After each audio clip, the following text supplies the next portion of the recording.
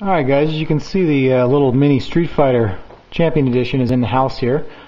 I finished it up today after starting my new job, and turned out pretty good. I actually got the bezel from Game On Graphics in. I had to cut it to fit, but it looks good. So I'll give you guys a little walk around this cabinet. I also ordered on eBay a new marquee. It's from a dedicated Street Fighter machine where it's one piece of Lexan and the marquee is actually attached to it. So I had to cut it to fit in there, but the colors are better. The one on the other one, the colors are kind of faded in here. Here's the bezel. I think it turned out pretty good. The only problem with this monitor being 13 inches is no matter what you do, you still can see a gap. So when you're looking straight on like this, you can't really see past it. But when you get down or above, you can see the gap right about in there. But I think it looks pretty good. The control panel turned out very nice. I have it locked, so that way when you push down it doesn't open. It looks pretty good, I think, as far as the front goes. Like I said, I painted and stripped the coin doors, all the lights work inside and everything.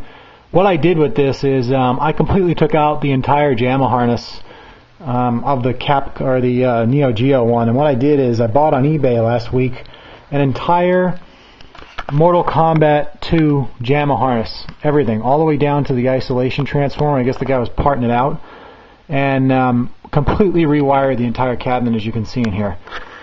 The only problem I had when I did that is when I did that, the red, green, blue, black sync cable right here, I zip tied it now, touched this cap right here and blew the monitor out. So I took the chassis out and sent it into this place, P&L in California, which does a good job. And the machine's up and running again. But it took me quite some time to get all this. As you can see, it's kind of a rat's nest in here. But you know, everything works. I also set up the Mortal Kombat what do you call it, menu button here. If you can see that in there, so you can get a good view of that right there. And that works as well, which is nice. So that way, if I want to put any other Jamma board in here to test or whatever, I can do so. Also came with the manual, which is pretty cool. And the coin door lights and bulbs and everything are down here. I just haven't hooked them up on the door yet. Like I said, I've been busy with stuff. So I'll just kind of turn the machine on and show you that it does work and it plays good.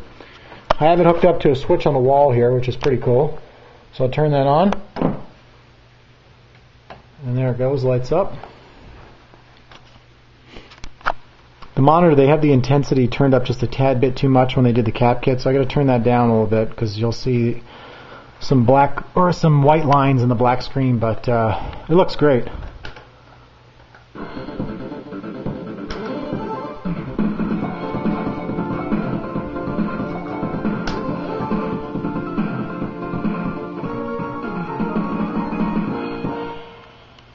Round one, fight!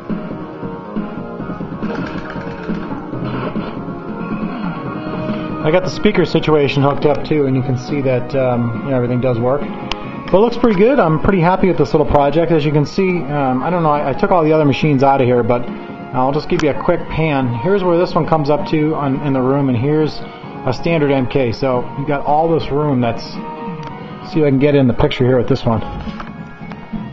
So here's where Johnny Cage's head is, and that's where the Mini sits.